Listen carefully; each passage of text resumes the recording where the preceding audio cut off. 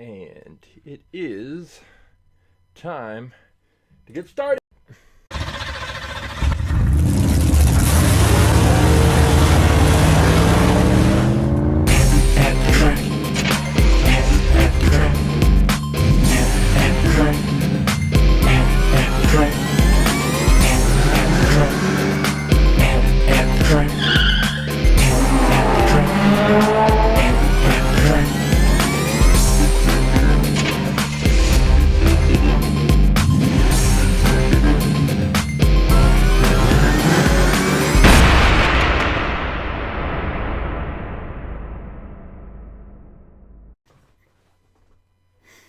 Hey, welcome to AtTheTrack.live. My name is Coach James. I am the creator and lead instructor for All About Aerodynamics. What is All About Aerodynamics, you ask? Glad you asked, even if you didn't ask. All About Aerodynamics is a science program where I use Hot Wheels cars to teach kindergarten through 6th grade students about a range of science and physics-related topics, including, but not limited to, friction, force, aerodynamics, drag, lift, Isaac Newton and his 3 laws of motion, kinetic energy, potential energy, elastic force, range of science and physics-related topics. After we have discussed all of the science topics, after we've conducted experiments to drive home those concepts, then and only then do I bring in about 400 different Hot Wheels cars, and each student has the opportunity to select a Hot Wheels car they think would be fastest in a series of races based on everything they've learned in the course.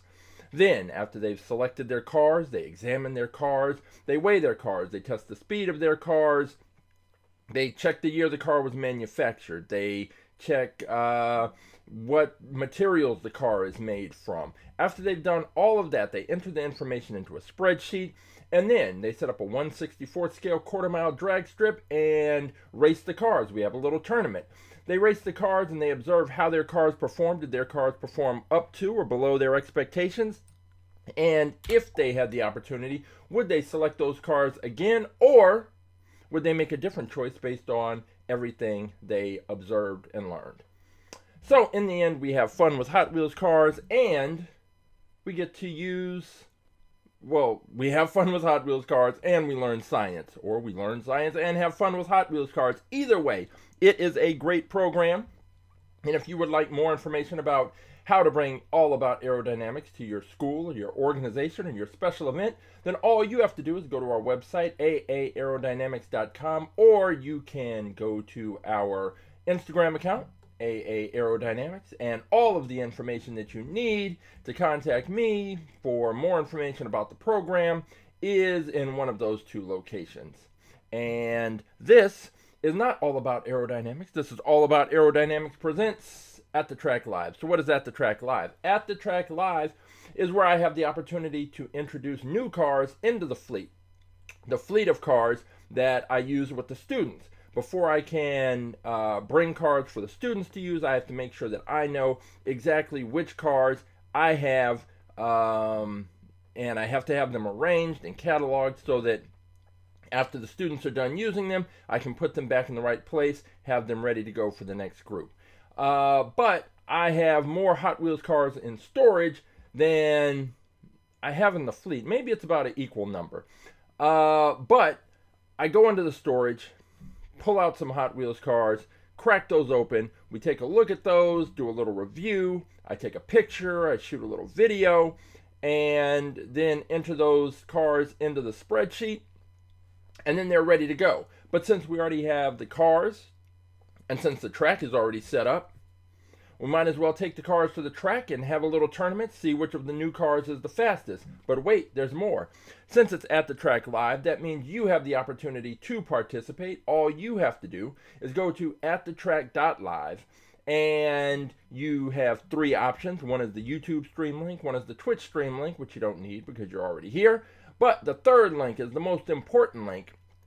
That is the one that says choose a car. And if you go to that link, it will take you to this page, and on this page you will see all of the cars that are currently in the All About Aerodynamics at the Track Live fleet listed, numbered, cataloged, organized, and ready for you to take a look at.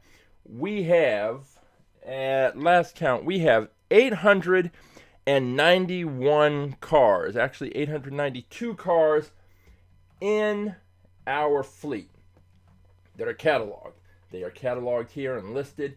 We have cars from the 70s, 80s, 90s, 2000s. We have some that have just recently been released. We have trucks. We have buses. We have vans. We have ice cream trucks.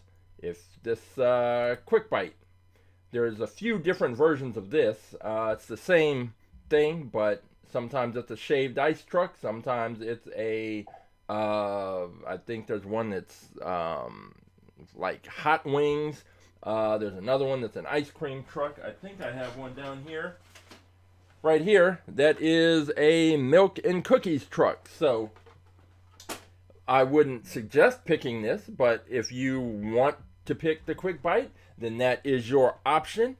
It is car number 257. So if that were the truck that you wanted to pick, you would take that number, 257, you would drop that into the chat, and then I would pull that car, and we would enter it into today's tournament and see if it can beat out the other cars that are entered. We have gimmick cars like this, the Berserk, that has this little buzz saw right in the middle that spins as the car rolls. I believe that was picked not too long ago. It was either picked or someone was considering picking it. So there's that. We have plenty. If you like Lamborghinis and or Batmobiles, we have plenty of those. Lamborghinis and Batmobiles for days. There are fantasy cars. There are cars based off of real cars. There are just strange cars that are hard to describe. We have character cars. We have, here's one, this Rex Rider.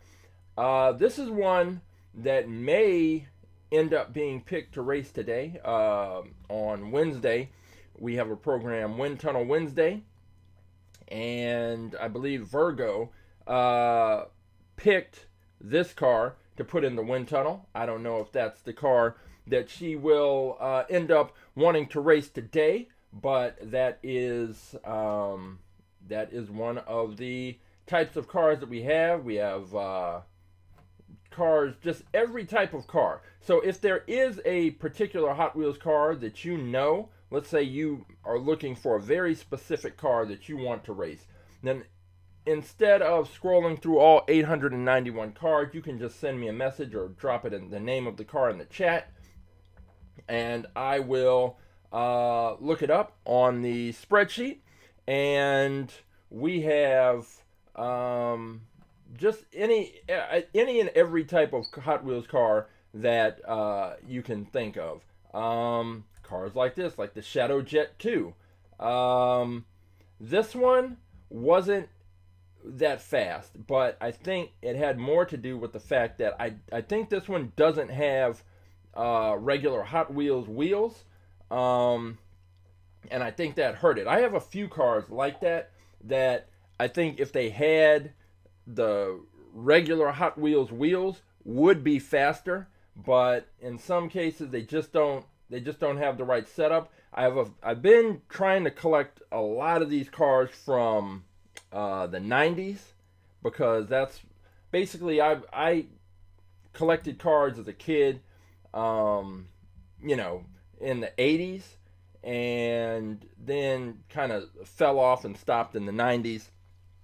And then when my son was born in early 2000s, then he got into Hot Wheels cars, and so we started buying those and racing those. So there's a gap in my sort of collection from the 90s. So when I go to these Hot Wheels swap meets and different events, I'm always looking for 90s era Hot Wheels cars, and there's some here. And we've raced these 488, the Crazy Eights. We've had this alien car, this catapult. This one was interesting because this one was fast. This one and the Chaparral 2 were two small cars. I believe these two were all metal. They were a little heavy, but they were fast, and that's just one of the things. Oh, here it is, the Chaparral 2, this one. This car was fast and performed well, but it didn't end up beating out whatever our fastest in fleet car was at the time. I don't know what the fastest in fleet car it was back then, but right now, our fastest in fleet car is this one. It is the BlitzSpeeder. Let me get it in focus. That would probably help. The BlitzSpeeder. It is the fastest Hot Wheels car on the planet. It is our fastest in fleet champion. Hey, Rough Shot. Hey, Christopher. It is the car that if your car happens to beat out all the other cars, it will be challenging the BlitzSpeeder. And the BlitzSpeeder, if you've been watching, if you've never watched, just let me tell you, the BlitzSpeeder is fast. And I think we've kind of figured out and worked out why that is. And we have a thing we do, Wind Tunnel Wednesdays, where we take these cars, put them into the Runsible, the 1/64th scale wind tunnel, and you can see how the air flows over, under, and around these cars. And with the BlitzSpeeder, we're able to see that the way that the air flows over this car, it reduces drag. And on our track, reducing drag is huge. I mean, on real cars and race cars, that's basically the point, is trying to reduce drag, trying to direct the airflow so that it doesn't impede the car's performance and its speed. And what we see is that the BlitzSpeeder reduces the amount of drag and the impact of drag, and it's able to maintain its speed for longer on the track than most of the other cars that it faces. So that is the car that is going to be waiting for whichever car wins today's tournament. And speaking of the Wind Tunnel Wednesdays, so we have the Wind Tunnel, and then we had the Runsible, which is a little 1/64th scale dyno that you can put the cars on, and in theory you're supposed to be able to turn that on. Hang on, I'm trying to bring it up here and maybe we can take a look at it because I want to show something. Let's see if it works. Let's see. Do I have a Runsible? Let's go. Try this out. There it is. So that's a super close-up view. And essentially, you can put the cars on it and then turn it on. And this thing, I've been kind of testing it out. And the problem that I have, there's a few problems with it. It's definitely not all it's cracked up to be. My first and the main problem I have is that the cars don't stay centered. They slide off to one side or the other, and that's a problem because in the wind tunnel you kind of need the cars to be lined up in the center. So watch, if I move it this way, you'll see it moving away from the screen, or it'll move. See, there it goes, and it just won't. And then what happens is it moves to the far side, and now the wheels on the passenger side are not moving because they're pressed right up against the plastic there. So it's just not. It's not what I was expecting. Also, with the battery compartment, there's little tabs that you have to bend in to make contact with the battery. Those aren't always working. They're very loose, and so you can bend them in so that they touch the battery. But it just feels like after you do that a few times, they're going to break off. And I mean, if you don't mind the car not being in the center, then it's fine. But if it's going to be used with the wind tunnel, it kind of needs to be in the middle of the airstream, and it just isn't. So like I said, I move it here, and you can I don't know if it's as clear on the video. Like, I'm starting it all the way on the left, and you can just see it moving. It just slides over to the right, and you know, it is what it is. But I think I like the idea of this because I wanted something to raise the cars up a bit, and this does that. But I think what I'm going to end up doing is just trying to build something that will kind of raise the cars up, but not interfere too much with the airstreams, and then we'll be able to adjust it and move it in different ways. So the Runsible it's fine, but again, if you have $35 that you just want to spend on something kind of cool to sit your Hot Wheels on, then I'd suggest, okay, yeah, go ahead and buy it. But if I don't know who this is intended for, and I'm looking at on their Instagram account, and they do like promotional things with other accounts. And so I was looking at one today, and it was a Hot Wheels account that had a huge, like, the guy's got 100,000 plus followers. And so he was doing a promotional thing with the company Funtech Labs that makes the Winsible and the Runsible. The Winsible's the wind tunnel, the Runsible's the dyno. And even in his demo, he's sneaking his finger in there to like press the car to keep it in the center. So it's not just mine, and it's not just my setup. Basically, all of these, the cars are going to drift to the side. And like I said, when they drift to the side, the wheels on the far side stop turning. So, it is what it is. It can plug into a USB-C, but if you're going to use it with the Winsible, you have to use batteries because there's nowhere for the USB-C cable to plug in. So that is the Runsible. Probably this Wednesday will probably be using it, because I think this past Wednesday I couldn't get it to turn on, and it was because of that battery tab issue. So we'll see how that all plays out and how it goes. But that is Wind Tunnel Wednesdays. That's every Wednesday at 4 p.m. Pacific, and we just stick the cars in the wind tunnel. And you can actually tell a lot about the cars and the impact that drag is going to have on the cars when they hit the track based on what you see in the wind tunnel. So if you can, then go ahead and join us. And it works the same way, that you can go to AtTheTrack.live, select choose a car, find a car, and we'll pick that car and stick it in the wind tunnel. But today we're not sticking cars in the wind tunnel. We're putting cars on the track. So I see that Roughshod has his pick. Christopher has his pick.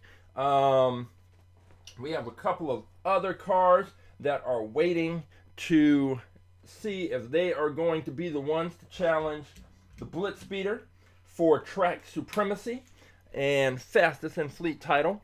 Let's start off with, we're going to start off with this one because I don't customize cars. I've never tried to. All the cars that are in the fleet are stock cars. I get them, open the packs, and boom, they hit the tracks like that. There have only been maybe 2 cars that I've made a modification where I've had to clip something off just so that they would fit into the launcher. But I picked this one up.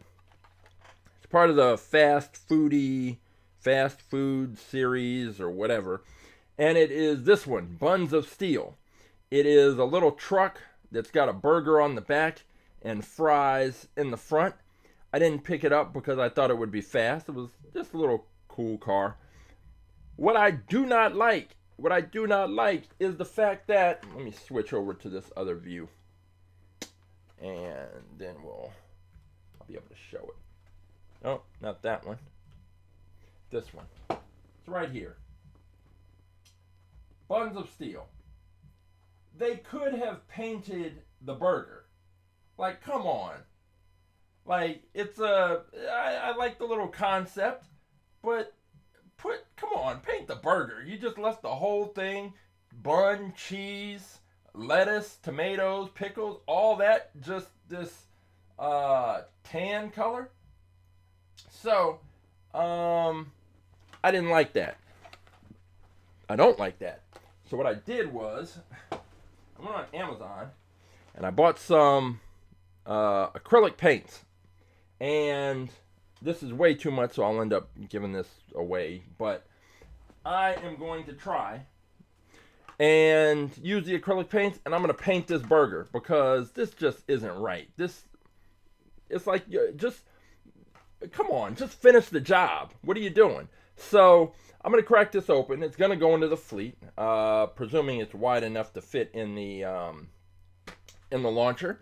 But, yeah, I'm going to have to go in and paint this. So, by next week, we'll be able to see how good or bad my my customization skills are. But, come on, man. Like, they have it, it's painted in the picture. But, on here, I guess they just figured, nah, we don't have time for that. So, they didn't do it. Anyway, Buns of Steel. Let's go ahead and crack this one open. And, this will be car number 892.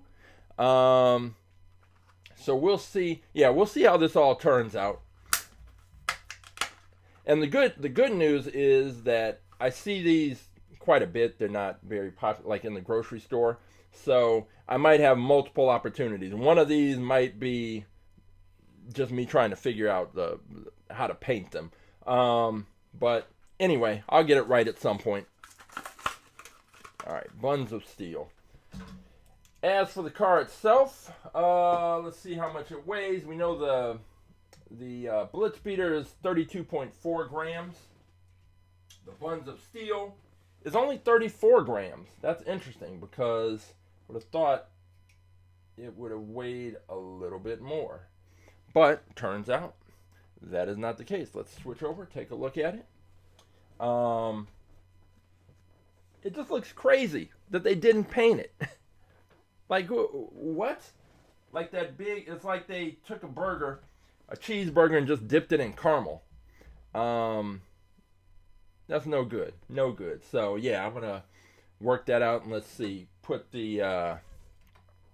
to put a little, let's see, I guess this is the lettuce down here. So I've got the green for that. There's some cheese.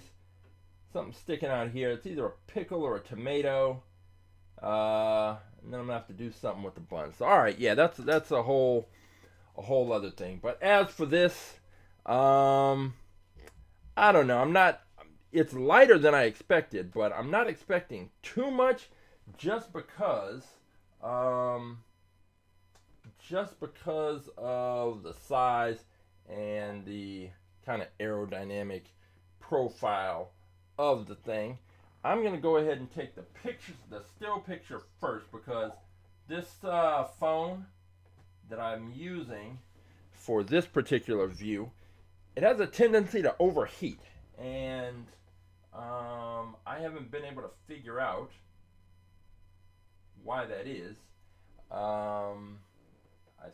Every time I think I know, I am completely incorrect and the thing shuts off. So, I will try and figure that out, but for now, I'm going to get a picture of the Buns of Steel, and let me get the little fill light in here. There we go. Car number 892. The soon-to-be customized, the soon-to-be painted Buns of Steel.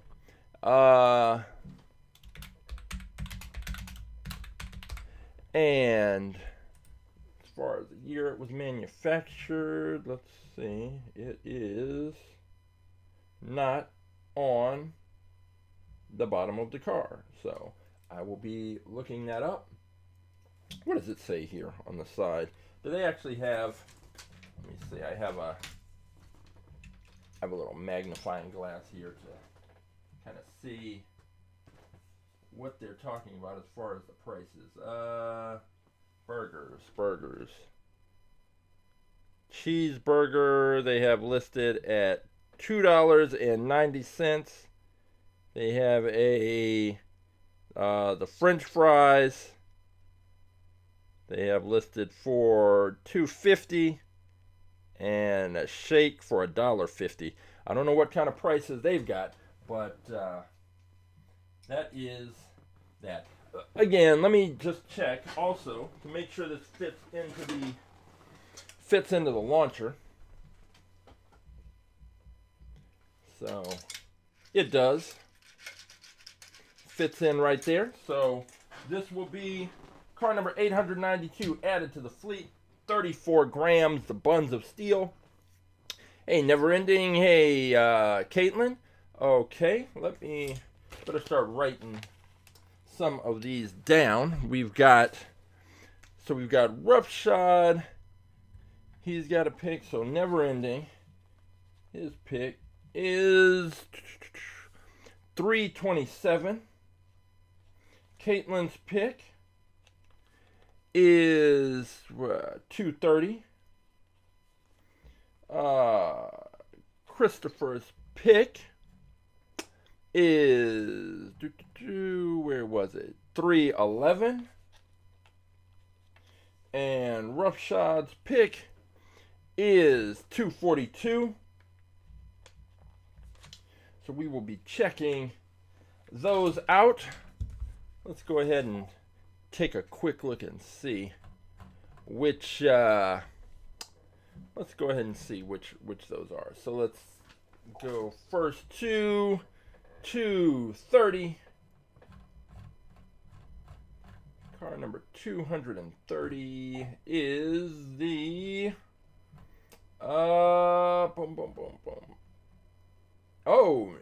Nitrium. Nitrium? Did I pronounce that right? Yeah, Nitrium. Okay. I'm wondering if this is one of those week or 2 weeks ago. I think the car that Roughshod had picked it was one that my son got from a McDonald's Happy Meal, and it had a little switch on the bottom that turned on a light inside the car. I'm wondering if this is one of those. I mean, we'll find out once we pull the car. So this is Nitrium. We will see how that goes.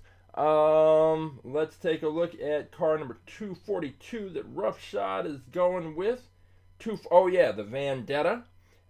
We had this one in the wind tunnel, and this is the one where I'm kind of curious to see how the back end with the wheels pressed up against the launcher, what kind of launch this car gets. That should be pretty interesting. Moving on down to car number 311, which is Christopher's pick, is right here. Oh, okay. This Acura NSX. This is a solid pick. We had this one in the wind tunnel, and that little peak right at the roof line didn't seem to be causing too many issues in terms of drag, but we'll see how this car performs. This should be a solid car on the racetrack. We should get a good performance out of that car. And then 327. Let's see.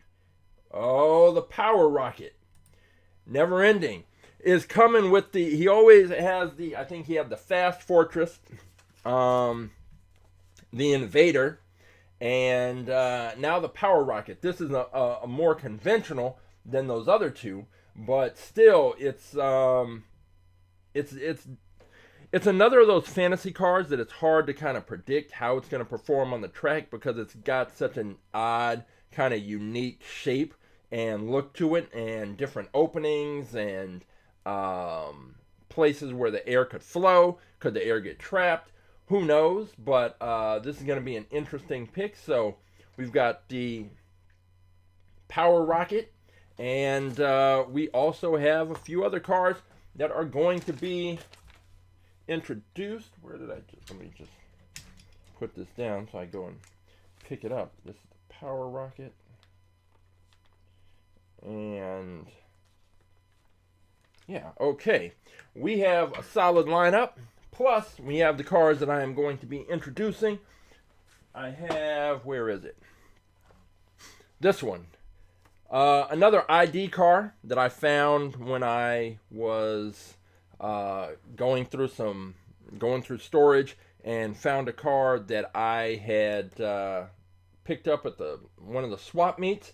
And they don't make the ID cars anymore, this line, but as I mentioned before, I liked them because they were premium cars, but because they had to work with the AtTheTrack, they had plastic wheels, and that's best for the tracks. So let's go ahead and open up this 15 Jaguar F-Type Project 7. I like these boxes too. They had the little magnet in there, so they would stay closed. But oh, I guess with this one I've got to cut the tape. It's not just a matter of opening it up.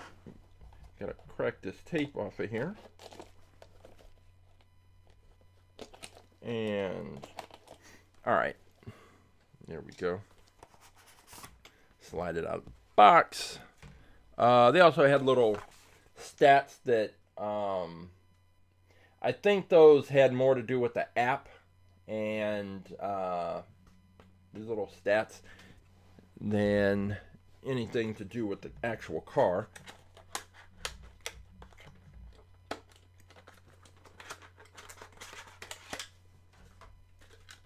All right. Yeah, these ID cars really have nice paint jobs, good looking cars all around. And this one weighs in at 29.4 grams, so it's just outside of what we would consider the sweet spot for these cars.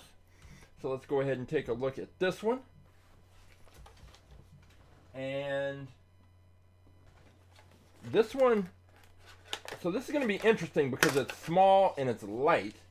But it reminds me when I was going through earlier, looking at the Chaparral 2 and some of those other smaller cars that we had previously. I can see this car doing very well, even with the small size. The fact that it is a convertible, not sure how that's going to work in terms of the drag and the airflow, but we will see. What tends to happen with the lighter cars is toward the back end of the track, they slow down. Drag simply just starts working against them and they slow down. But perhaps this could be the exception. Let me slide this one around. And unlike the Buns of Steel, where they didn't add any detail, these ID cars had all the details you want, from the little Hot Wheels license plate to the little Jaguar logo right there, details on the wheels, just all the way around. They went all out on these cars. And so the ID cars all had that little ID chip on the bottom that interacted with the AtTheTrack and accessories.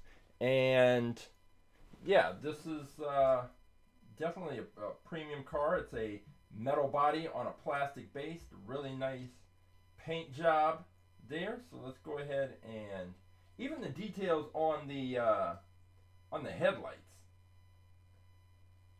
So they can do this kind of detail on headlights, but they can't paint a burger. So I don't know. They have the Hot Wheels Legends Tour, where they introduce, different car, not car makers. What would you independent kind of car designers, fabricators, all kinds of people come together, and they design cars, real regular size cars, that they're hoping to win the competition so that they can be converted into Hot Wheels cars. And so this tour goes all around the country, and there are all kinds of cars there. Some Hot Wheels cars that they have made into full-size cars are there. Anyway, the last stop is here in El Segundo over at the Mattel headquarters. And when I went either last year or the year before, I got to talk to one of the designers. It was actually the guy who designed the Donut Drifter car. And when I go back, if they have that same setup where you can talk to the designers, I'm going to ask how they determine which cars get more detail and which cars don't, because there's a whole range of cars like we saw.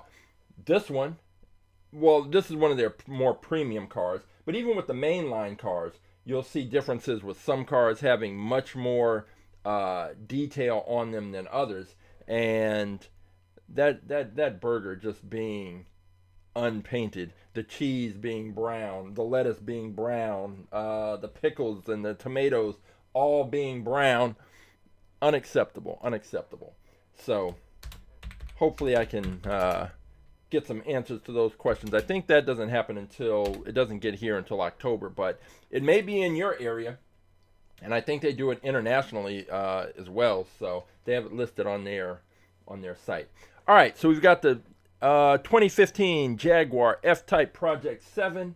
This is, what year was this manufactured? It is 2018.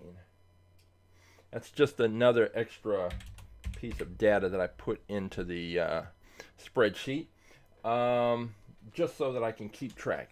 All right, here is one. This next car is, Hot Wheels does these special collaborations, and sometimes you never see the cars because the collectors run out and scoop them up, and then they're trying to resell them on eBay for crazy prices. But I happened to come across this 711, this Toyota Supra, and it has been, like, you can see it online, but I guess it turns out that 7-Elevens aren't everywhere. I'm here in the LA area, so there's 7-Elevens. There's one right at the end of my block. So there's about 4 of them just right around me. But I guess in other parts of the country, there's other convenience stores, so 7-Elevens aren't as easy to get to. And then when you get there, who knows whether or not they'll even have them in stock. So I went into a 7-Eleven last week, and I went in to go get some Gatorade, and then I saw that they had these, so I was like, oh, cool, let me pick one up. And then I went to the counter and put just put the Gatorade and the Hot Wheels down. I'm not really paying attention. And then the guy said, yeah, that'll be 15 something. I said, what? Turns out they're selling these are going for $9. Some other places they're 10, some they're 6. But I think the people at 7-Eleven, the individual retailers, have realized, like, oh, these are hot, so let me jack the price up. I don't know. Either way, I got one. I've seen them online. As you know, here, we don't keep the cars locked up in plastic and on a shelf, so I'm going to crack this open.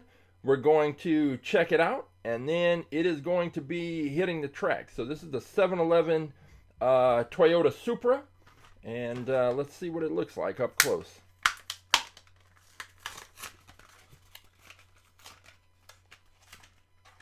I mean, let me know, do they have, I don't know where everybody, I know that Christopher's in Canada, and Roughshot, I believe, is in Georgia. Do they, I have family in Georgia, I've been down there, but I don't remember Is 7-Eleven down there?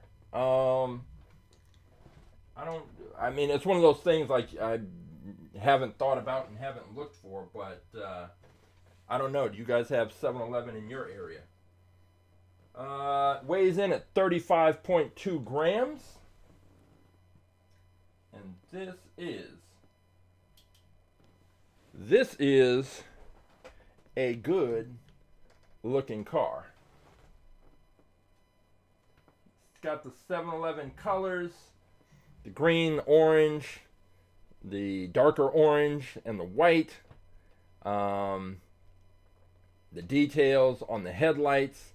It's got the gold wheels, the 7-Eleven logo on the hood, on the doors, on the wing.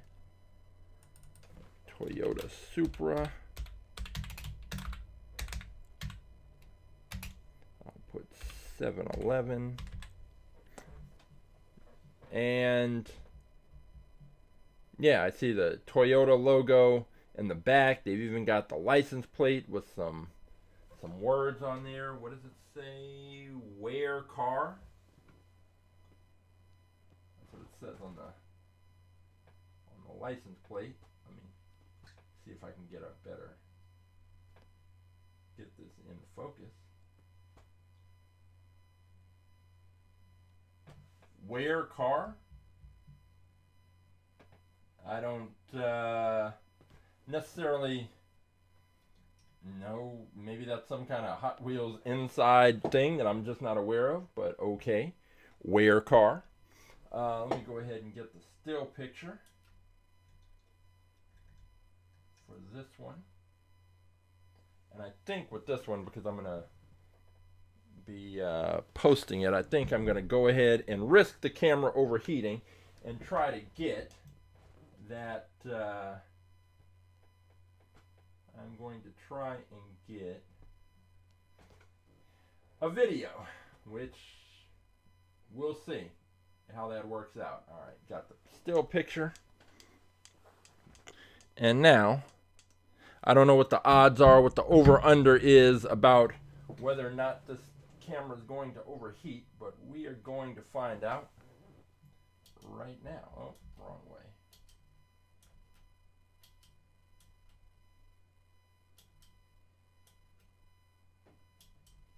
I need to get this thing spinning. There we go. In the right direction. Turn it here. And I just can't figure out why this one camera is the one that kind of regularly overheats. The other ones do not. I have 5 other ones hooked up and none of them overheat, but this one in particular, it's just I don't know what it is, but it overheats. Look, this is a good looking car, and I don't know that I've seen it race on any other channels, at least not yet. So this may be the first of these 7-Eleven Supras to race. It's definitely going to be the first one I will have seen race on a flat drag track. And so, aside from the fact that it's this special collaboration car, if we're just looking at it in terms of how we think it'll do on the track, I think it should be right there with the Acura in terms of pretty standard shape and styling. It's got that wing right up there at the roof line. It is going to be pressed up right against the launching block. So actually, does the wing?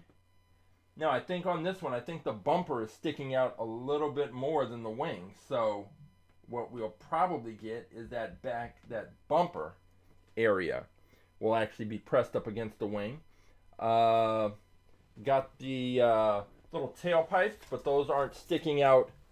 Those aren't sticking out so much that it's gonna interfere with this back end and the push that. Oh, let me get it back in focus.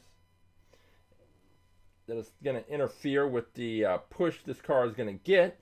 So I think this car should do well. Should do well, but again, we will find out. So we've got the 711 Supra. We've got the Buns of Steel.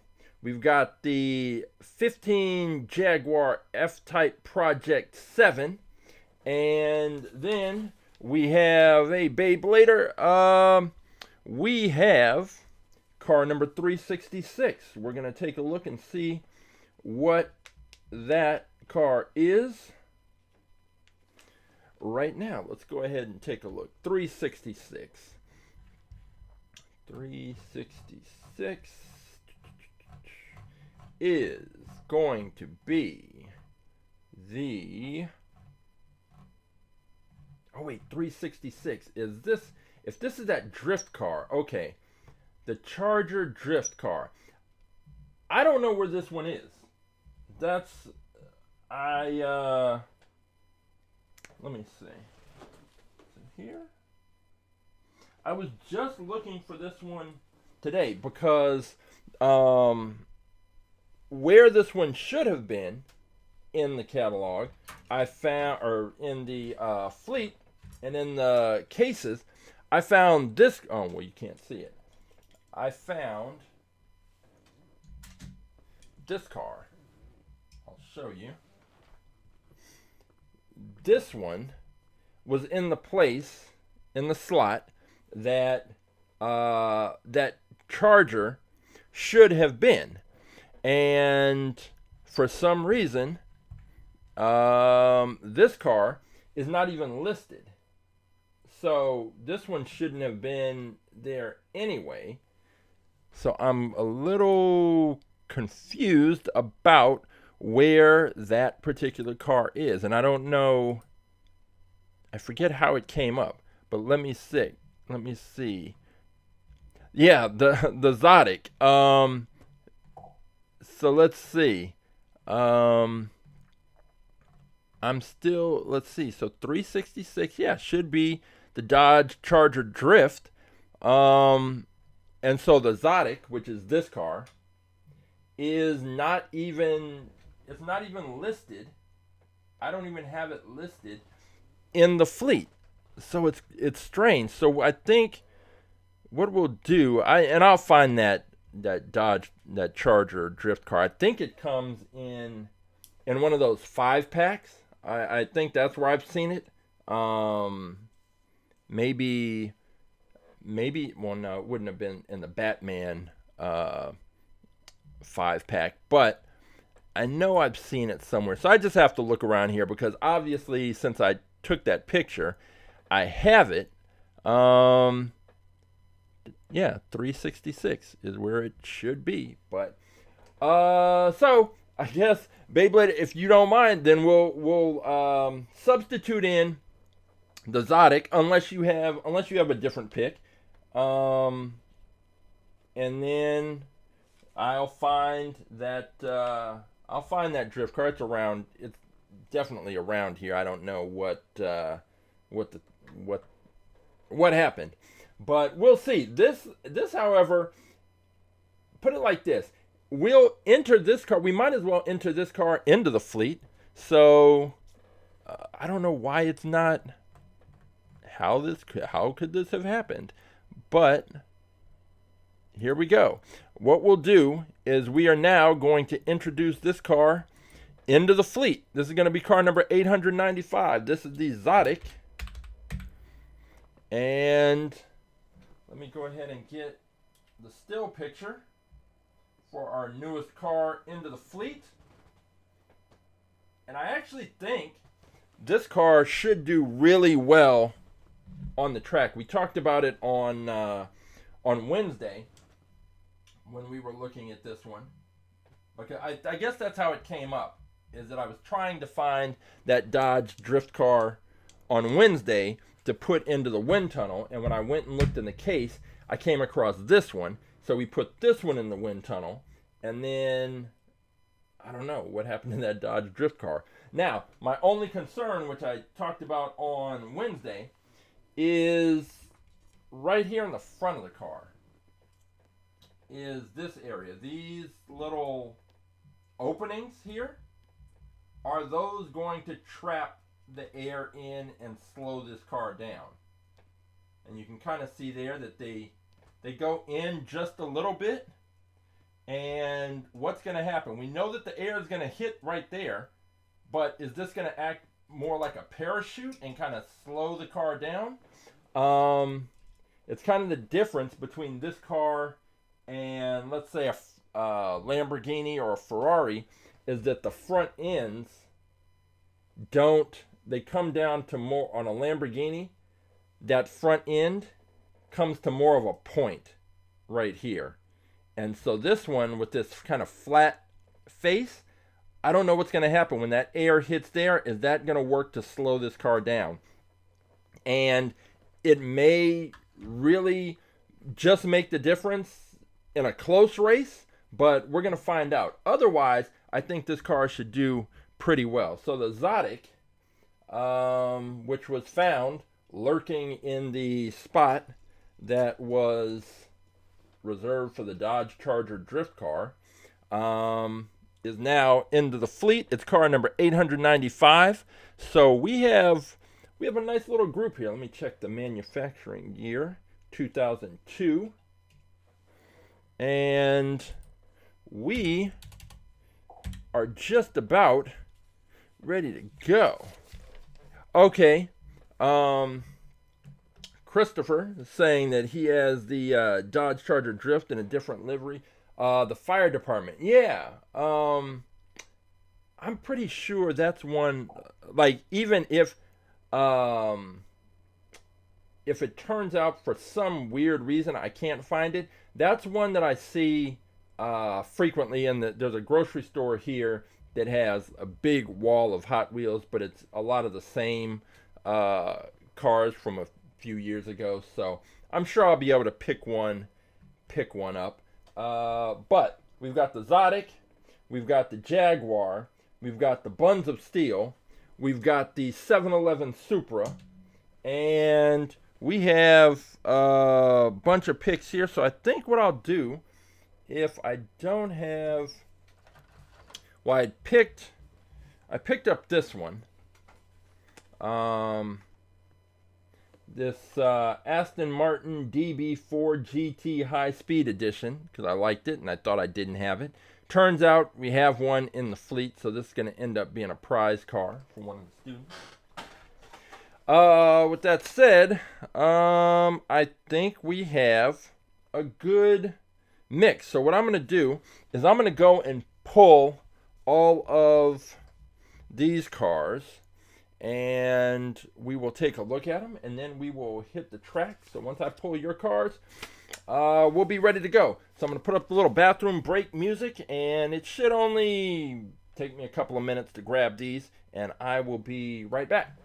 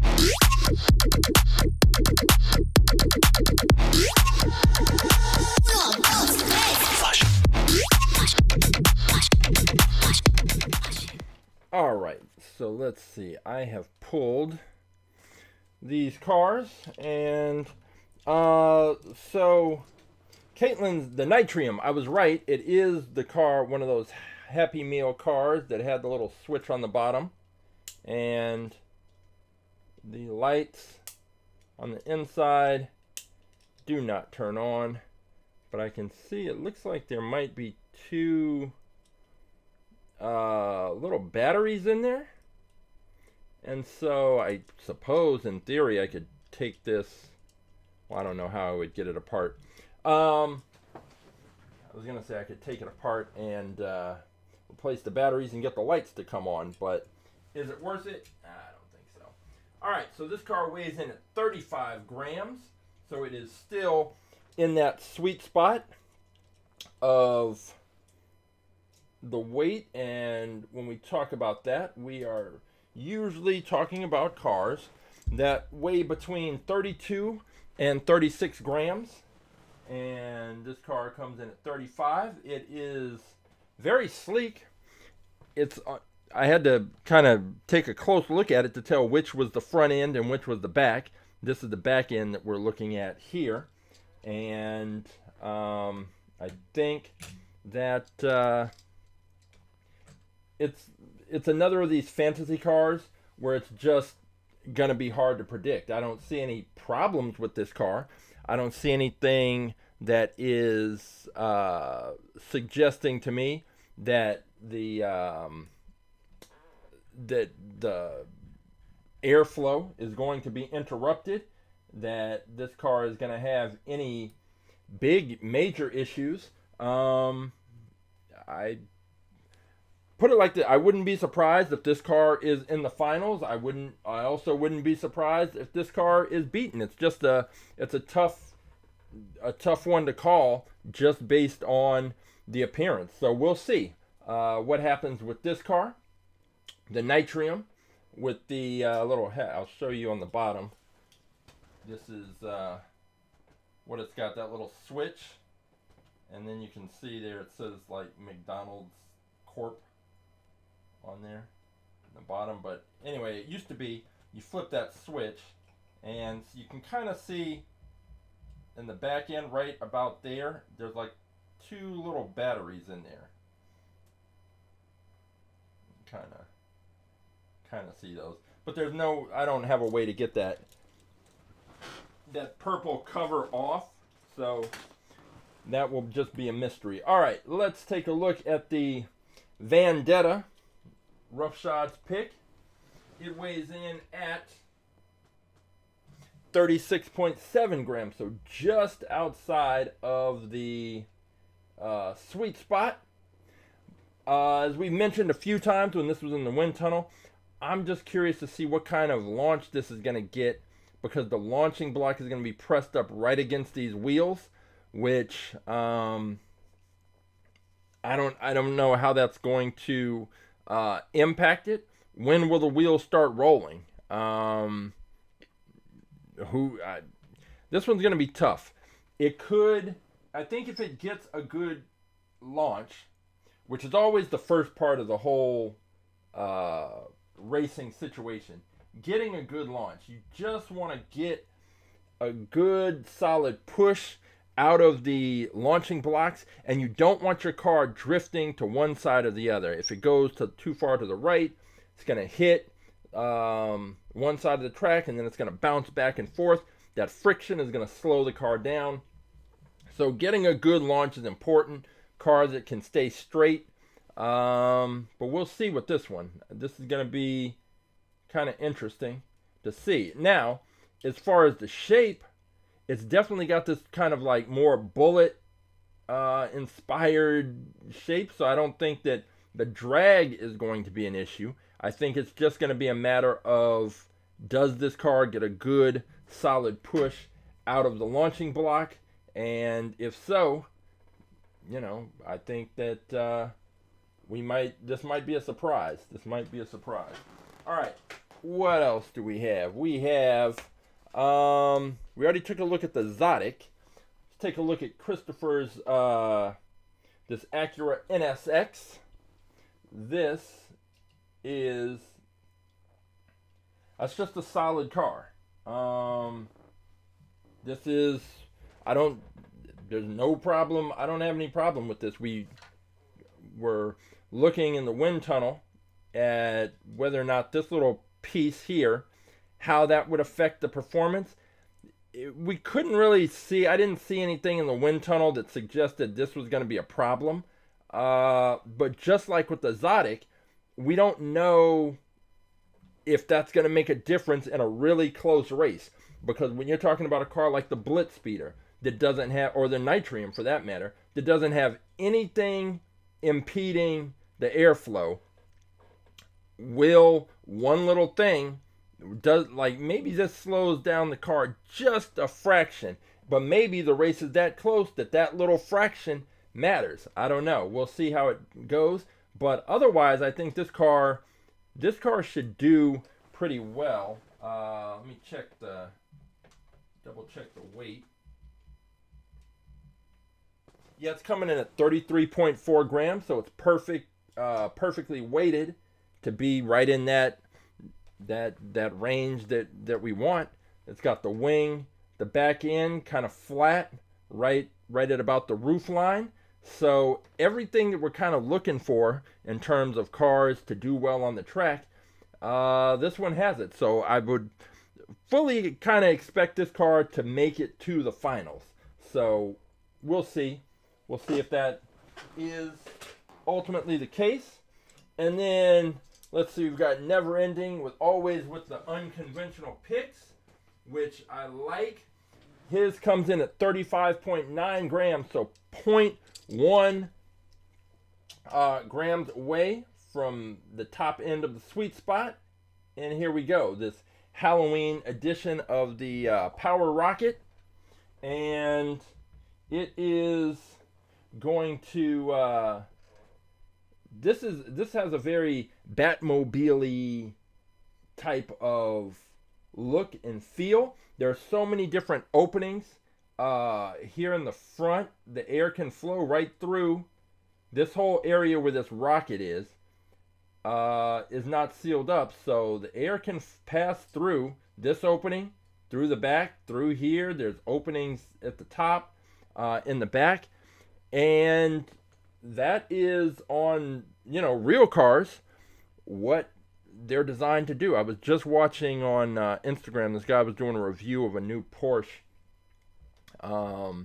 and there were all these little things that they had on the car just to direct the airflow and to reduce the impact of drag. That is the main thing. Can you get the air to flow over, under, and around the car, and in some cases through the car, in a way that reduces the drag? And on our track, reducing drag means that your car is going to it's going to maintain speed, a higher speed, for longer. And if it can do it longer than the car it's facing, then it's going to win. So, Power Rocket, very curious to see how this car is going to fare. And since I already have it out, we already looked at the Zotic, which is Beyblader's pick. We got Christopher's catch at Nitrium. Virgo had picked, to see in the wind tunnel, this Toy Story Rex character car. And similar to the Acura, it has this little peak right here.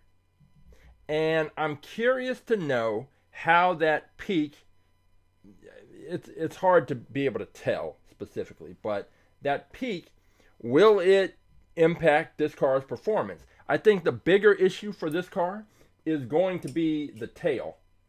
And that tail sticking out with that point means this is going to be the only point of contact on the launching block. So when it gets pushed out, who knows what kind of launch this car is going to actually get. But I want to see it on the track.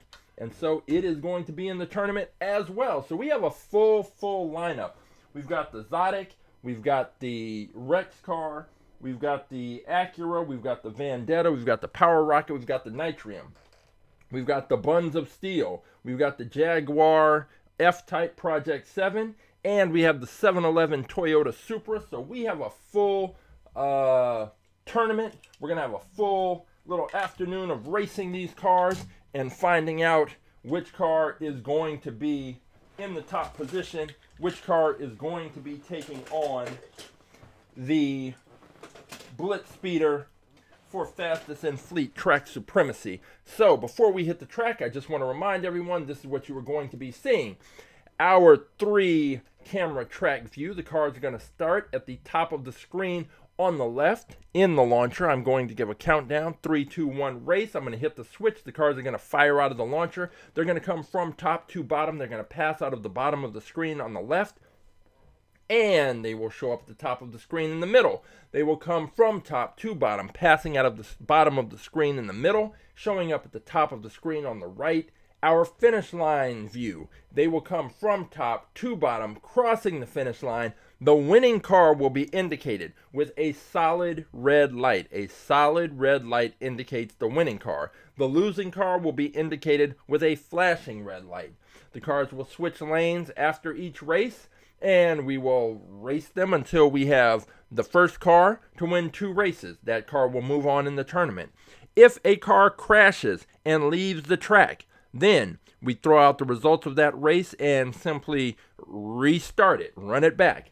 And if that same car crashes twice consecutively, leaving the track, that car is disqualified, because if a car crashes and leaves the track 2 times consecutively, it suggests that there's a problem with the car that is not going to be solved by just rerunning the race. So if your car crashes and leaves the track twice in a row, that's it. Now, what you don't want to happen is if your car's going to crash, you don't want it to crash and land upside down and stay on the track. You want it to leave the track, because if a car crashes, flips upside down, but stays on the track, that counts and that car just loses. So if your car's going to crash, you want it to crash. You don't want it to just half crash. You want it to crash all the way out, flip off the track, fly off the track, so that you can get a restart. And that is that. We are ready to go. Cars are ready. I'm ready. I'm sure you're ready. So I will see you over at the track in 30 seconds.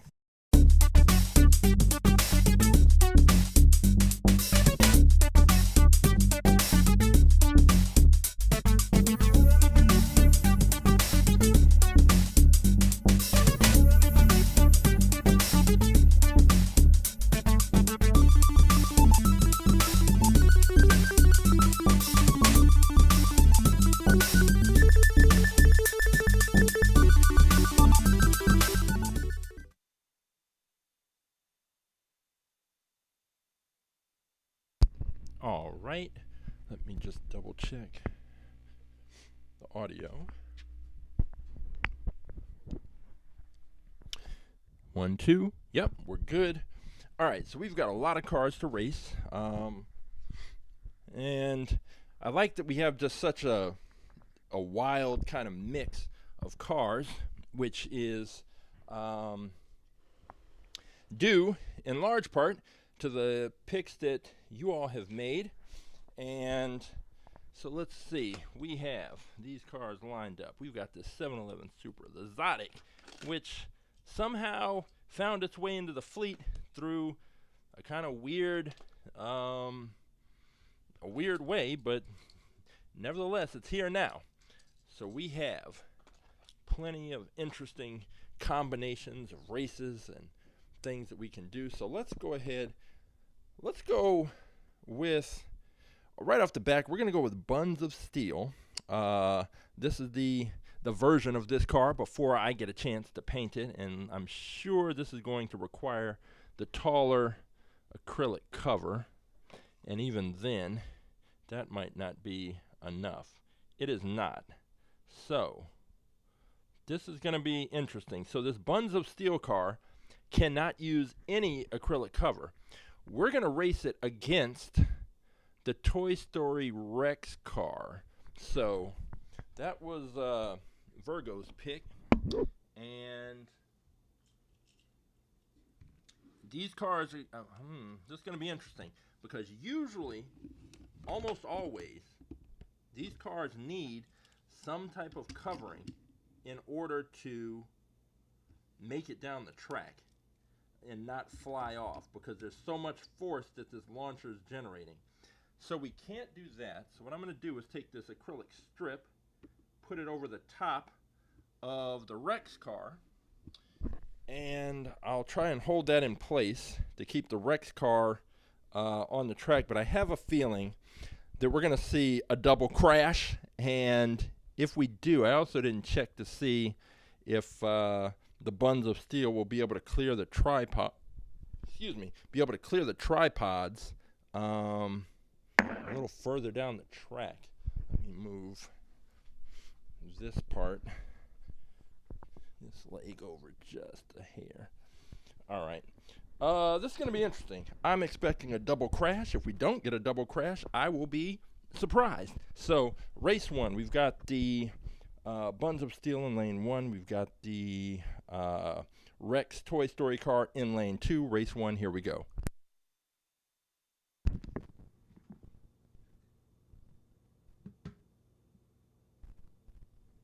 Three, two, one, race.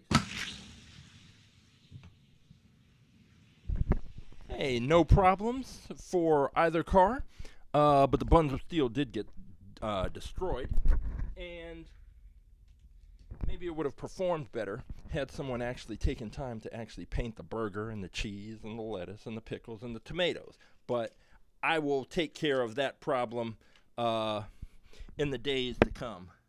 But right now, we have the Rex car, which took that race with ease. My concerns about the kind of launch the Rex car was going to get kind of went out the window. It got a good solid launch. It was just a good race. I don't think either of these cars was particularly fast, but it was a good race, and sometimes that's all you want, just a good race. All right, I've switched lanes. We've got the Rex car in lane 1. We've got the Buns of Steel in lane 2. Race 2, here we go.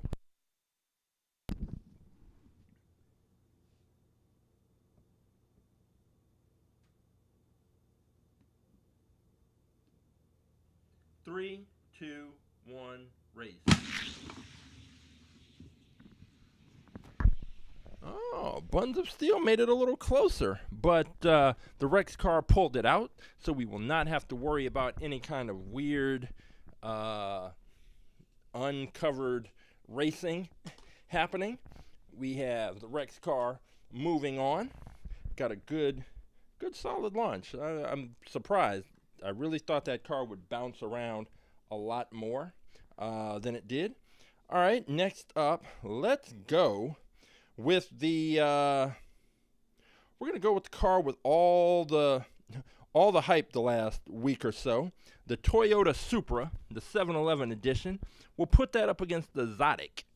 And so Beyblader helped introduce a new car into the fleet, the Zotic, which I'm surprised wasn't already in, against the 711 Supra, the car that collectors have been snatching up and reselling for ridiculous prices. I've seen some things online where people are just going into 711, buying the entire display, which is insane to me, but hey, I guess that's just how things go.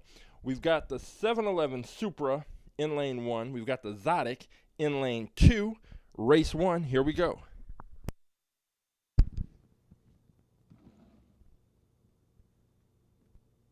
Three, two, one, race.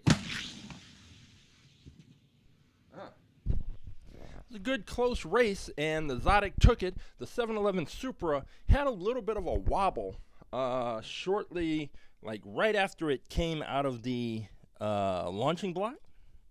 And so, or right after it came out of the launcher, had a little bit of a wobble. And in a close race, you can't afford to have any kind of hiccups, wobbles, or anything. You have to be steady on course the entire time. So we're going to switch lanes. Going to put the 711 Supra in lane 2. We're going to put the Zotic in lane 1. And race number 2 is about to get started. Here we go.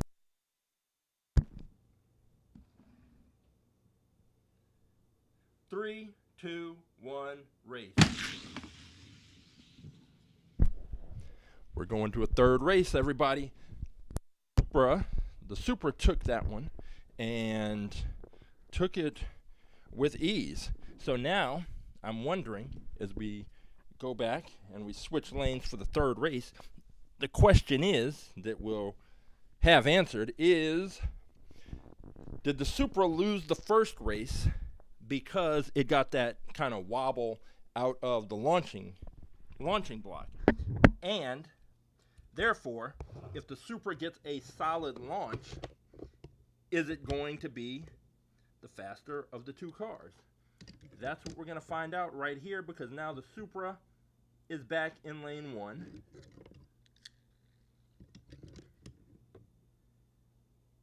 And the Zotic is in lane number 2. Here we go. This is race number 3. We've got the 711 Supra in lane 1, the Zotic in lane 2. Race 3, here we go.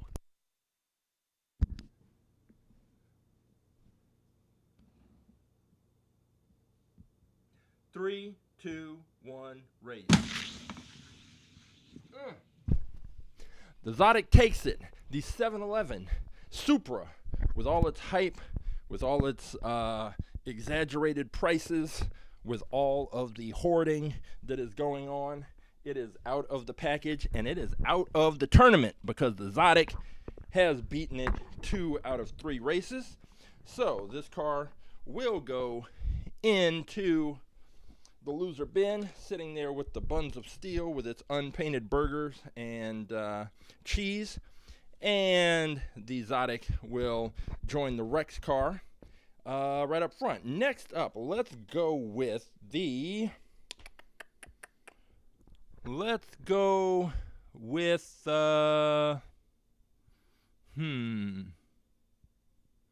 Let's go with the Vendetta against this Jaguar Project F. Now with the Vendetta, it's a little heavier, but again, I want to see what kind of launch it gets. Can it get a good, solid launch? It's in the launching block. The wheels are pressed right up against the launching block. I don't know how that's going to impact this car. We've got the Jaguar. And that car, this is our lightest car. So we've actually got our heaviest car, I think, of the day against our lightest car. And the light cars tend to slow down at the back end of the track. We'll see if that's the case here. We've got the Vandetta in lane 2. We've got the Jaguar in lane 1. Here we go.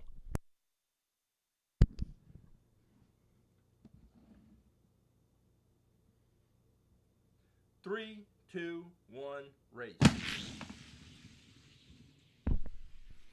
The Vendetta takes it.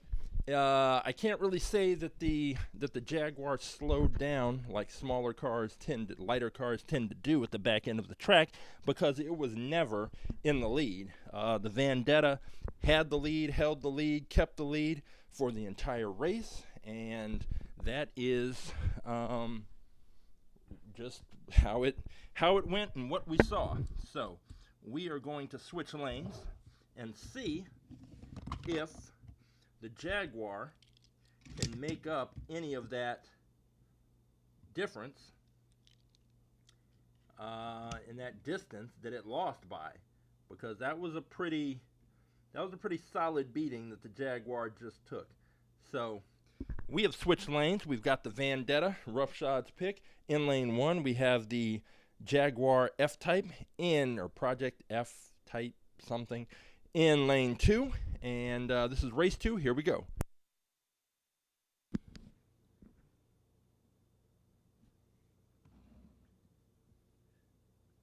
Three, two, one, race. That was interesting. So the Vendetta pulled it off and won. The race was close, The cars were very close, closer than the first race, very close all the way down. And exactly what we talked about happened. Toward the back end of the track, the Jaguar started to slow down and the Vendetta passed it. And what we see with the lighter cars is that toward the back end of the track, it happens, like now it's happened enough that we can go ahead and say pretty clearly that this is what happens. And I mean, this is the whole point, the whole science, the observation aspect is we conduct these experiments, and fortunately for us, our experiments happen to be racing Hot Wheels cars. But as we race the cars and make the observations, we see what happens. And time again, cars that are light at the back end of the track, drag works against them and they start to slow down. And it looks like the other cars come and just pass them right up. Let's see. So Beyblader is saying that the Zotic appears to be car number 306, and maybe that's where the Charger. Oh, maybe. Let me see. Let me see right here. There is car number 3. What do I have in the 306 position? So see, the 306 position is empty. So maybe that's where the Zotic was supposed to be. But then it still begs the question, like, where is the drift car? So I'll find it and we'll get it mixed back in. All right, let's see. We are going to go now with Christopher's Acura against Caitlin's Nitrium. And the Nitrium, of course, is the car from the McDonald's Happy Meal that apparently my son got back in the day. The light no longer works. It had a little switch to turn on lights inside the cabin. That no longer works, but hey, the wheels work and it is on the track. We have the Nitrium in lane 1. We have the Acura NSX in lane 2. Race 1, here we go.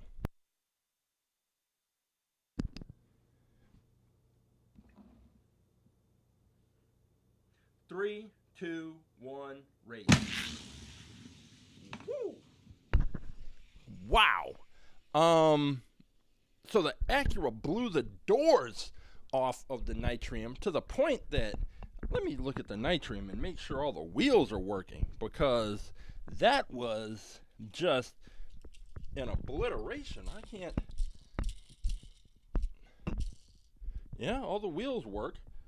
I don't know. Maybe it just got a really, really bad launch. I didn't see anything strange, but wow. Or, I mean, it's possible that the Acura is just that fast, but that was such a beating that I think something must have gone horribly wrong for the Nitrium. It reminds me of, if you've ever watched NHRA kind of nitro funny car racing, sometimes the cars have like massive, just catastrophic engine failures right at the beginning, and the driver just shuts the car down, and so immediately they just shut the car down and it kind of rolls to a stop right at the beginning of the track, but the other car just takes off. That's what that looked like. It looked like the Nitrium had a catastrophic engine failure and just shut it down early because that Acura blew it away. So let's see if that happens again. We've got the Nitrium in lane 2. We've got the Acura in lane 1. Race 2, here we go.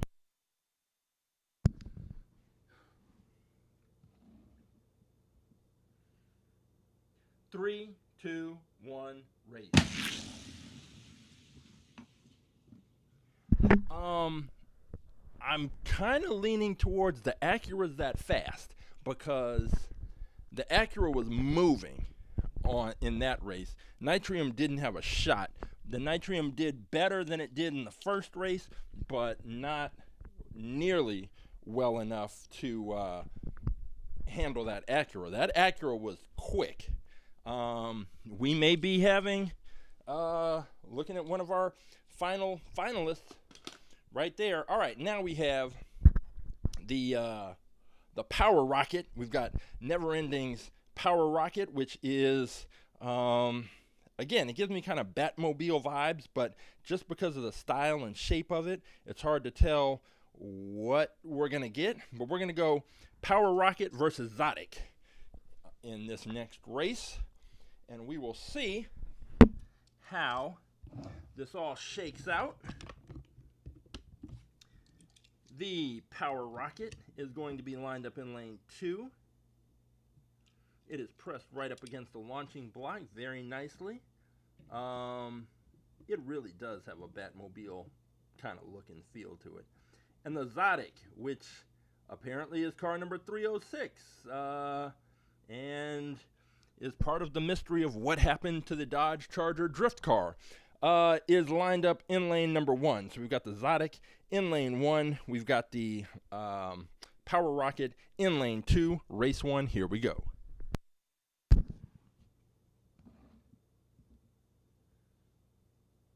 Three, two, one, race. Woo. So the Zotic slammed into the barrier, flew across the track, and off the track, which is, hey, if you're going to crash, that's how you want to crash. You want to leave the track completely. So we will reset these cars and get them lined up again and hopefully have a different outcome. Just have a regular, normal race. Let me go get the Power Rocket, which got a free, took a free pass down the track. Power Rocket, a very, very unique car. It's just with these fantasy cars, you really just don't know until you get them on the track. They're hard to predict the performance of these cars, but we will see right now. All right, once again, restart. We've got the Zotic in lane 1, and we have the Power Rocket in lane 2. Here we go. Race number 1.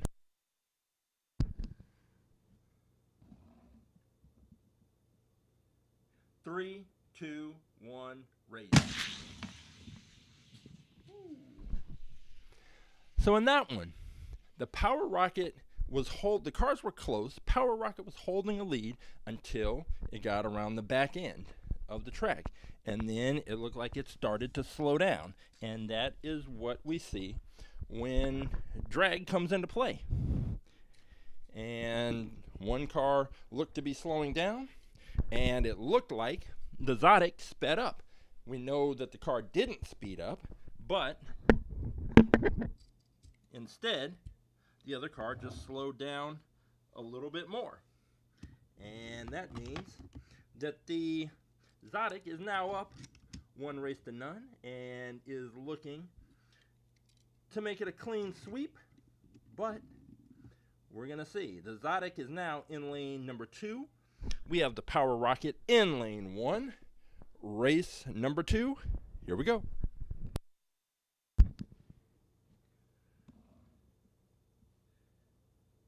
Three, two, one, race. Woo. And the Zotic, Beyblader, he was looking for a different car. He ended up with the Zotic, and the Zotic is now moving on. It has beaten out the Power Rocket. Again, Never Ending took a chance, had a very different kind of car. And sometimes that works out, sometimes it doesn't. You swing big and take a chance. I like that. But that car is set aside, and we are now looking at, let's go. Oh, here we go. We've got, we're going to go roughshod versus Virgo. We're going to go with the Vandetta against the Rex and see which of the two comes out on top. We have the Vendetta is going to line up in lane number 1 with the wheels pressed right up against the launching block. And we're going to have Rex in lane 2, Virgo's pick, with the tail pressed right up against the launcher. So we've got Rex in lane 2. We've got the Vendetta in lane 1. Race 1, here we go.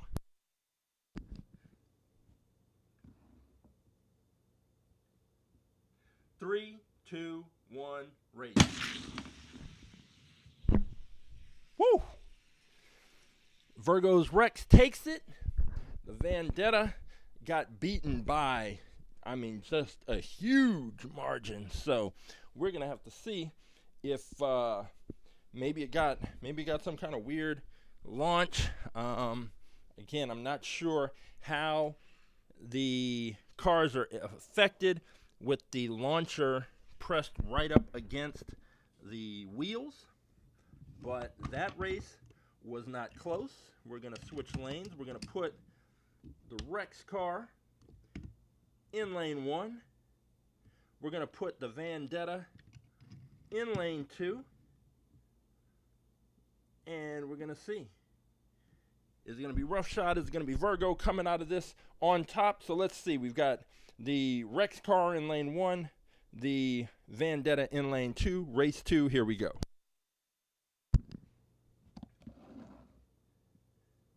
Three, two, one, race.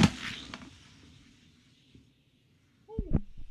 That race, much closer. I had to look at the lights, but as we can see from the solid light at the end, the Rex car took it. So, in that battle, roughshod versus Virgo. Virgo's car came out on top, and we'll be moving on. We now have the Rex car, we have the Zotic, and we have this Acura. We're going to go, this next matchup, we're going to go with the, we're going to go Acura versus Zotic.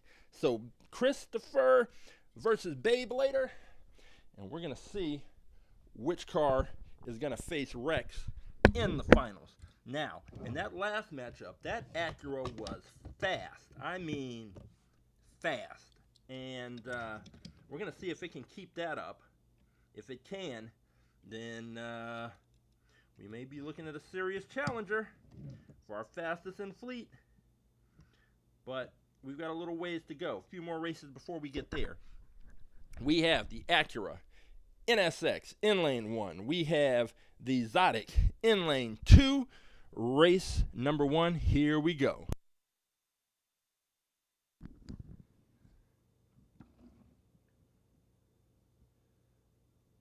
Three, two, one, race. The Zotic took it, and for as fast, see, sometimes it's about matchups, and a car, if you have a car matched up against a much slower car, it's gonna look faster because the other car is that much slower.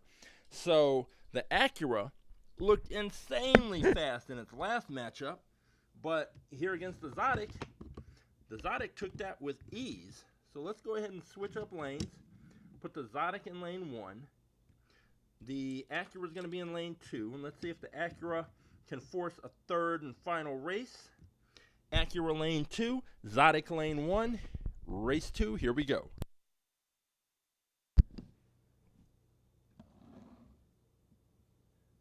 Three, two, one, race.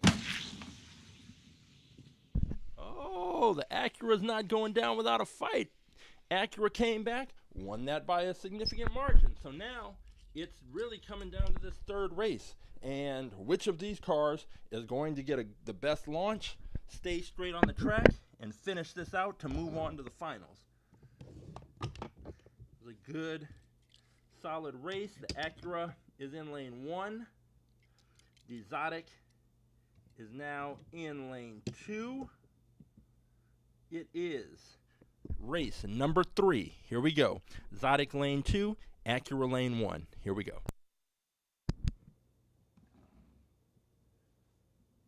3, 2, 1, race.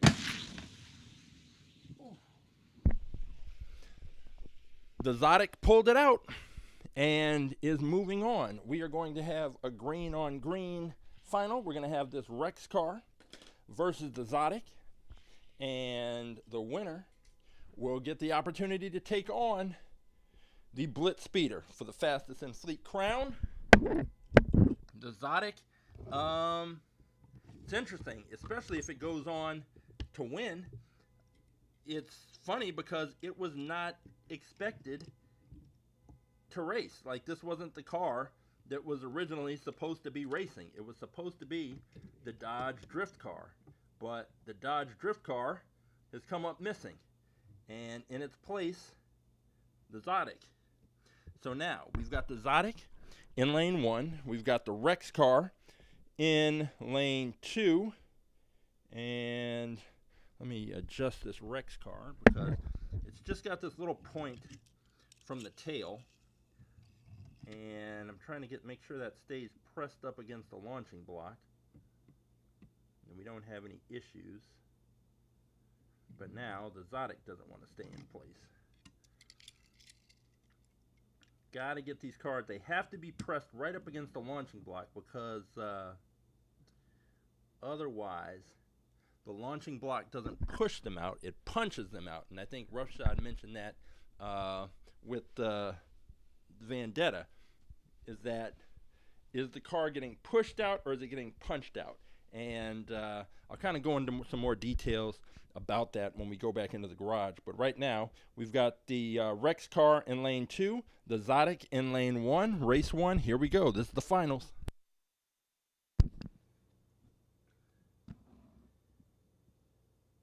Three, two, one, race. Well, that Rex car wasn't playing around and took that race with ease. The Zotic is going to have to really, I don't know. It's not like you can make some changes or tune up or something like that. I didn't see anything wrong with the launch, so it could just be that this Rex car is that much faster. So we're going to switch lanes and see if the Zotic can force a third and final race, or if Rex is going to make it a clean sweep. So we've got the Rex car in lane 1. We've got the Zotic in lane 2. This is Beyblader versus Virgo. Here we go.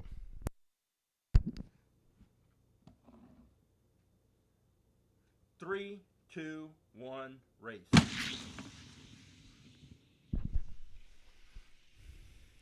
Lane 2 is pretty hot.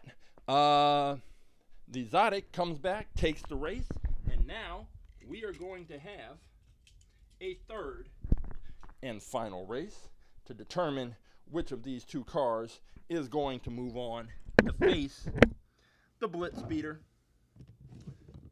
We will see. All right. Here we go. We have got the Rex car now lined up in lane 2. We have the Zotic lined up in lane 1. We are now ready to go. There, now we're ready to go. All right. Rex lane 2, Zotic lane 1. Race number 3. This is it.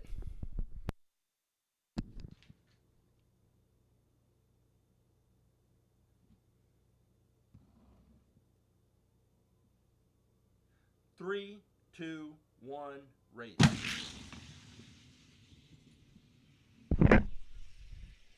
And the Rex car just put the hammer down and smashed the Zotic. And we are now looking at our champion car, the Rex, the character car, the Toy Story car, character car. And we are going to see if the Rex can it recreate that performance against the BlitzSpeeder. This is a tough one because the BlitzSpeeder has faced very little competition, but this Rex car it's been beaten, but it's also dominated a couple of races. So who knows what we're about to see. But let's get this all set up. We have the BlitzSpeeder in lane 1. We've got the Rex car in lane 2. Presuming I can get it pressed up. All right. The Rex car in lane 2. The fastest in fleet car. The most dominant car. The fastest Hot Wheels car on the planet. The BlitzSpeeder in lane 1. Race 1. Here we go.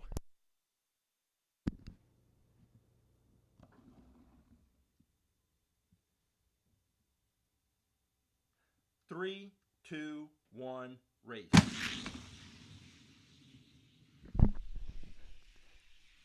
BlitzSpeeder was just having none of that. All of that talk. It's like, save it for the track. And when it got to the track, whew, man. We'd been saying that lane 2 had been kind of hot. The BlitzSpeeder said, I'm going to cool off lane 2. And just, I mean, man. We're going to switch lanes, though. It's not over. Maybe, just maybe, the Rex car got a funny launch.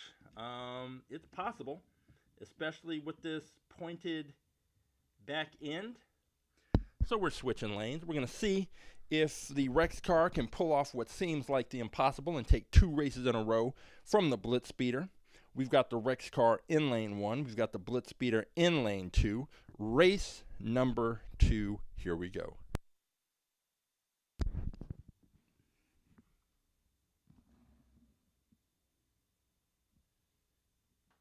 Three, two, one, race.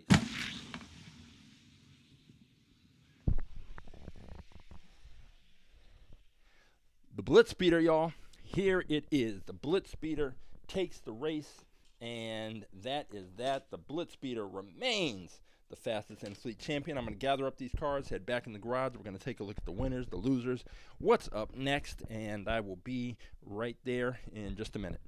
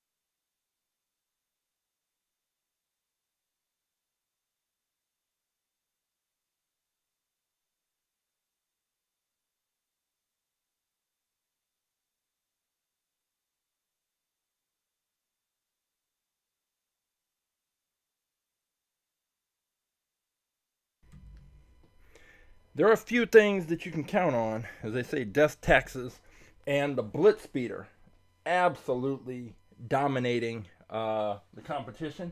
It remains the fastest car, Hot Wheels car on the planet, and it was very dominant. Even though, I mean, we had some good races, some close races.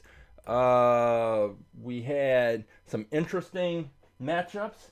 The 711 Supra, the ultra hyped car of I'd say the last 2 weeks or so. This one, it hit the track. I don't know how many of the people who are out there buying these cars are actually cracking them open or doing anything with them. I think most are just staying in the packages and on walls and on shelves. But here, we cracked these cars open, and there's none of that, no prima donna cars here. They all hit the track and get the opportunity to show what they've got. And this car went up against the Zotic, and the Zotic came out of nowhere. Now, I'm just saying that it's car the 306, so I'm going to take a look, that there may have been a mix-up because the drift car is 366. This one, the Zotic, apparently is, oh, there it is. Yeah, it's already in there. So the Zotic is 306. So the Zotic's already in the fleet. I added it in as car number 895, but it's already there. So the Zotic is in the fleet. So if the Zotic is in the fleet, what the big mystery is what happened to this car, this one, the police interceptor. Maybe it is out on a secret mission. I have no idea. I have no idea. It's got to be around here. This is just, it's just a mystery. And here's what else is interesting in my spreadsheet. See, I don't have the Zotic listed as car number 306. I have the later Crater, which I don't even know what that looks like. So there's a little bit of a mystery happening here that I am going to have to solve. I do have the speaking of mysteries, I've got the Scooby-Doo. The Mystery Machine is a car that can be picked, but definitely there is something going on. The later Crater.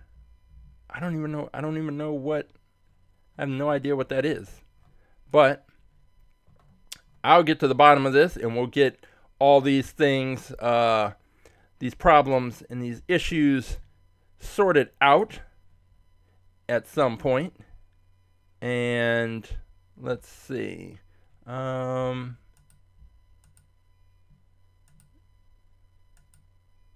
I'm just putting back the Zotic.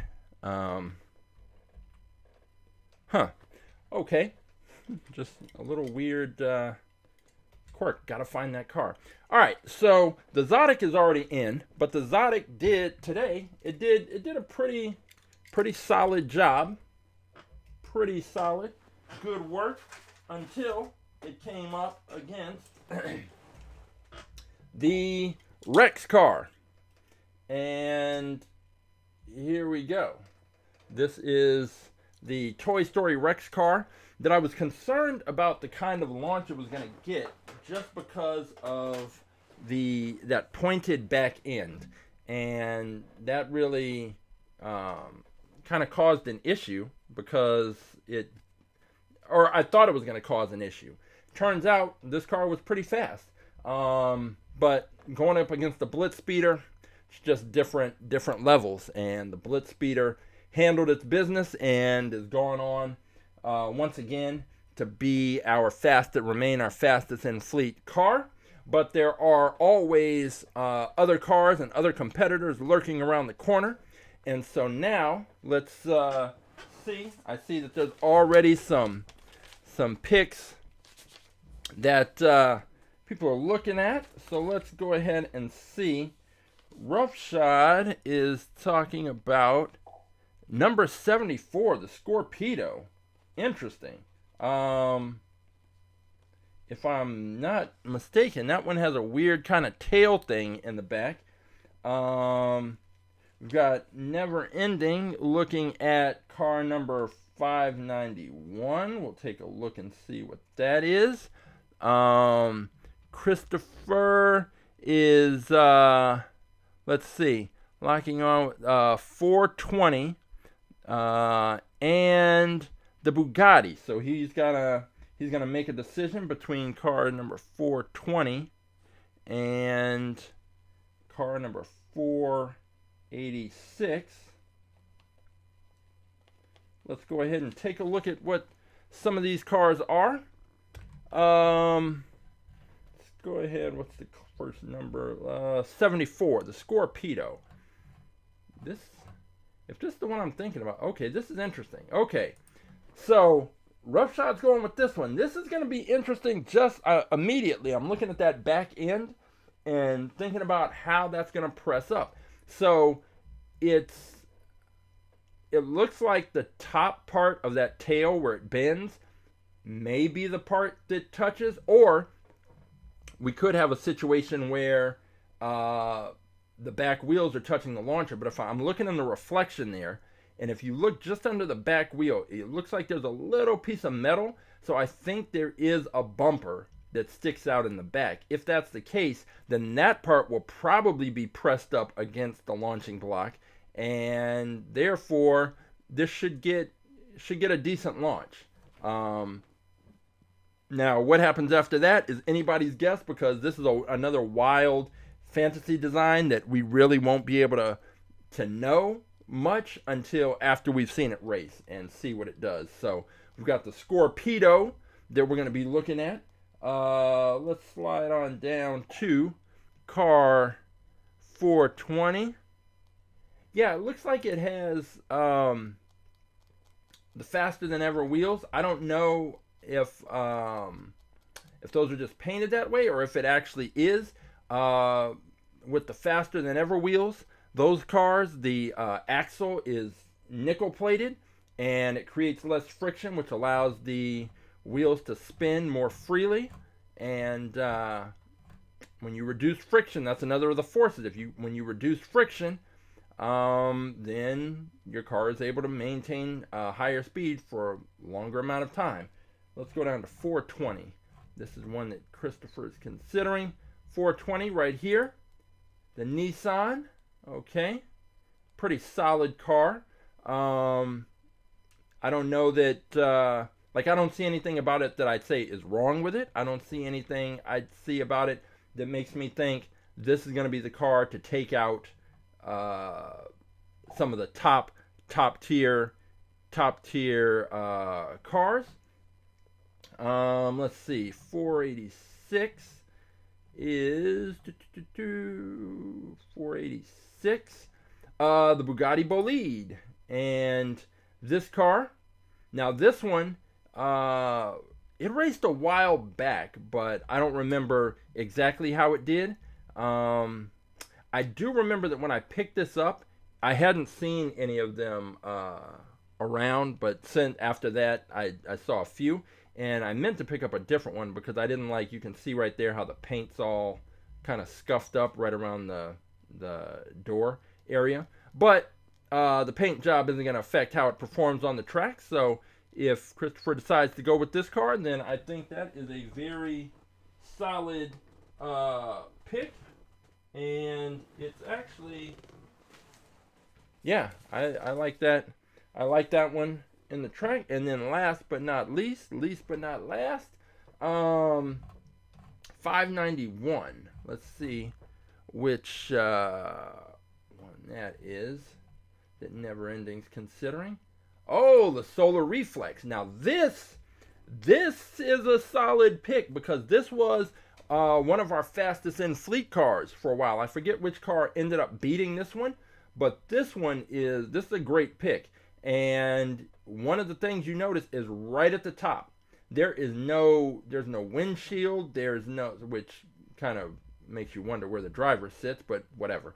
There's no windshield, there's no transition to a roof line. It's just one flat, solid piece. And when you're talking about reducing the impact of drag, then this is absolutely what you're looking for. And this car has proven itself to be fast. This was our fastest in fleet car. If you go back and look at on our Instagram profile, there's a certain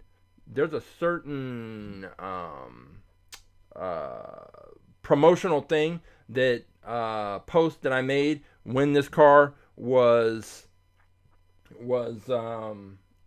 our fastest in fleet champion. So I don't remember how long ago that was, but it was a while back. Let's see. Yeah,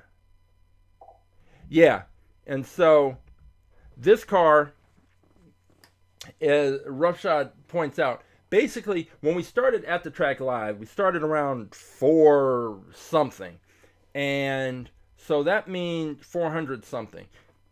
So that means any car from 400 something all the way to 894 has raced. And so because those cars have raced, it means that they lost to a car. So this car, even though it was our fastest in fleet champion, it either lost to the Draftnator or the Track Tune, or possibly the BlitzSpeeder. But what that does mean is that this car, I'm pretty sure, was in our Tournament of Champions. And if it wasn't, it should have been. But because it lost to one of those cars and the BlitzSpeeder beat those cars, then that means that odds are the BlitzSpeeder is faster than any car from 400 to 890, whatever. But I will say this. You have cars like this one. You have cars like the Gazella R, cars like the Draftnator. It could be that this car lost in a very close race. Maybe it went to 3 races. Maybe the races were close, and maybe the difference was just the launch that it got. Maybe something funny happened on the launch.